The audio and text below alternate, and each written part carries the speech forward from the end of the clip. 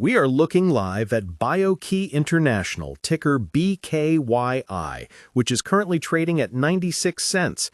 That is up 33 cents on the day, an explosive intraday move of 51.57%. Now, the immediate reaction for many when they see a sub-$1 stock ignite like this is to dismiss it. They see it as a speculative, high-risk flare-up, probably disconnected from any real fundamentals. But what is happening with BKYI today is far more specific and far more interesting. This isn't a random pump. This 51% surge is the market trying to process two seismic and seemingly contradictory pieces of news that have landed at the exact same time.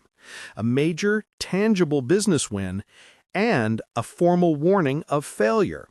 It is the very definition of a stock at a crossroads, and it's happening on massive, massive volume. Let's be completely clear about the common ground here, the general expectation for a stock like BioKey.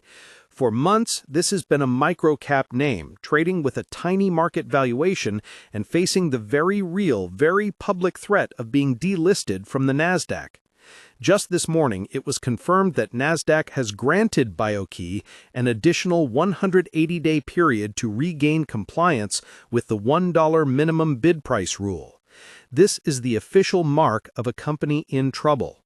When a stock trades below $1 for that long, most institutional funds, most automated systems like Schwab Intelligent Portfolios, and most serious investors looking for investment help won't touch it.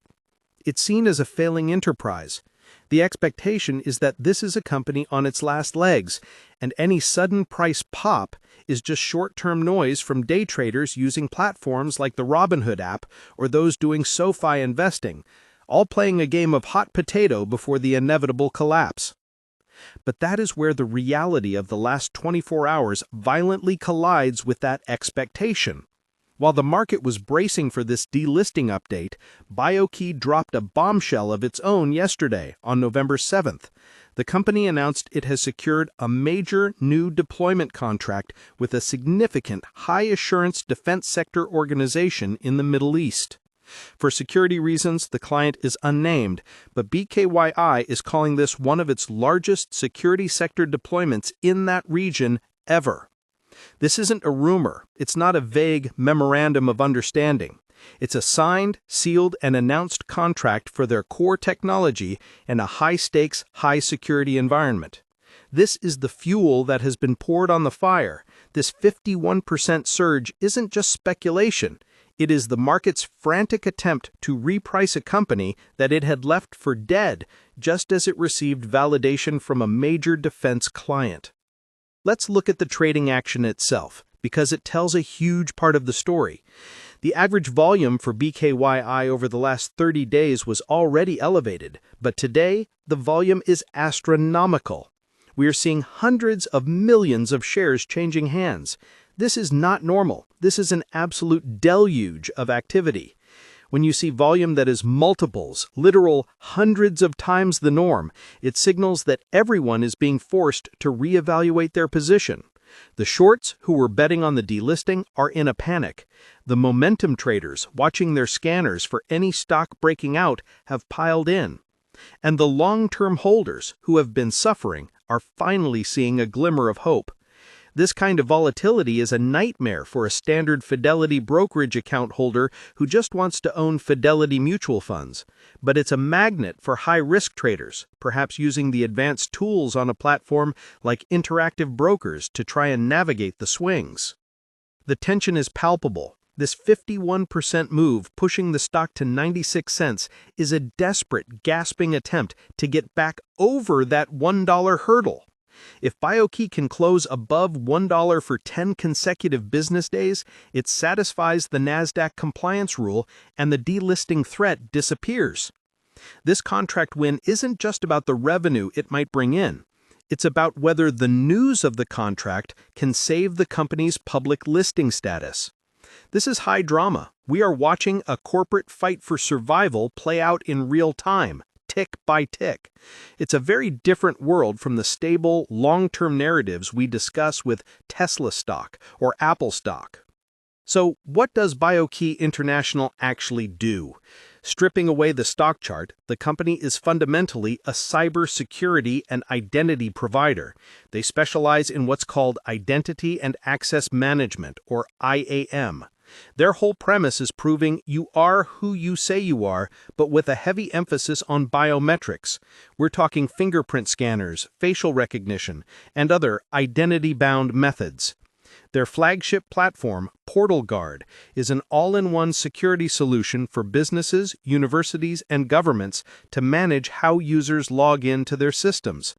They sell the software, and they also sell the hardware, like their line of USB fingerprint scanners.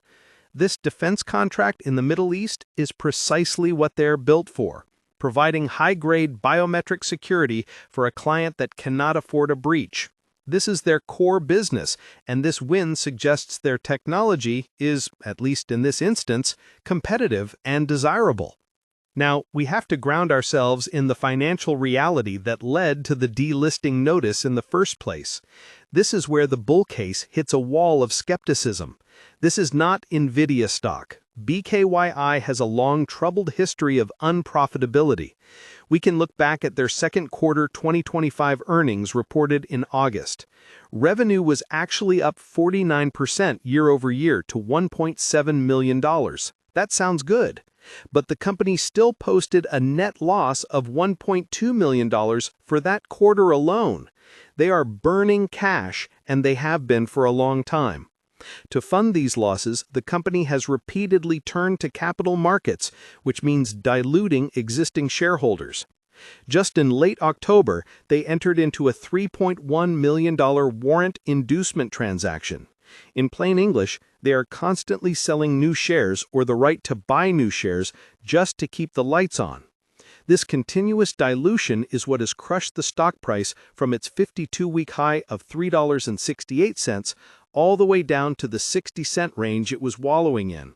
This is the financial rot that created the expectation of failure. So this creates the ultimate question for anyone considering an online investment in this name, whether it's through SoFi or a more traditional individual brokerage account. Is this new Middle East contract the turning point, or is it just a temporary stay of execution? This is the central conflict.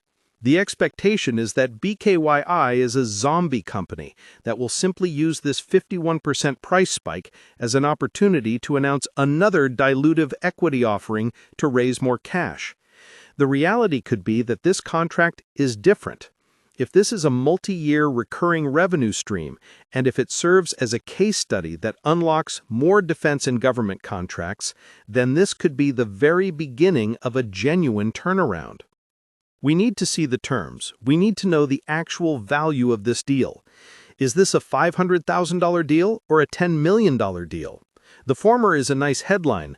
The latter could fundamentally alter their financial trajectory.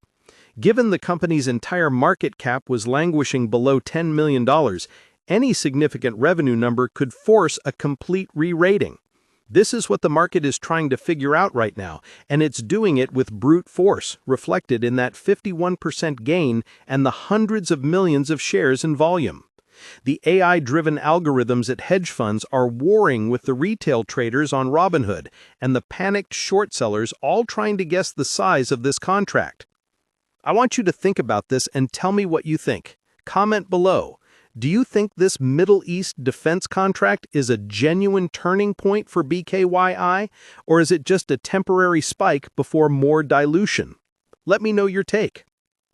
Looking forward, the future for BKYI is a tale of two extremes.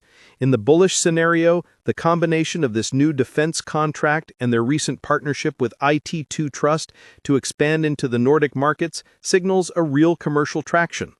The company uses the momentum to cross the $1 threshold, secures its Nasdaq listing, and starts reporting revenue growth that outpaces its cash burn. In this world, buying at 96 cents, while risky, could be a ground floor opportunity. In the bearish scenario, this is a one-time win. The revenue from this contract isn't enough to plug the $1.2 million quarterly loss. The company's management, seeing the stock price jump, immediately files an S-1 to sell more shares, flooding the market and crushing the very momentum that gave them this chance. The price fades, the spike fails, and in 180 days, we're right back to having this same delisting conversation. This is the dark reality of self-investing in the microcap space. The interests of management, survival, via dilution, are often directly opposed to the interests of shareholders, price appreciation. Many have lost their shirts looking for online investing shortcuts in names just like this, which is why most advisors point you toward Fidelity Investments and their managed products. So as we watch BKYI churn right beneath that critical $1 mark, the story is incredibly clear. The long-standing expectation was that this company was fading into obscurity, a victim of its own cash burn and a prime candidate for delisting. The reality that slammed into the market this morning is that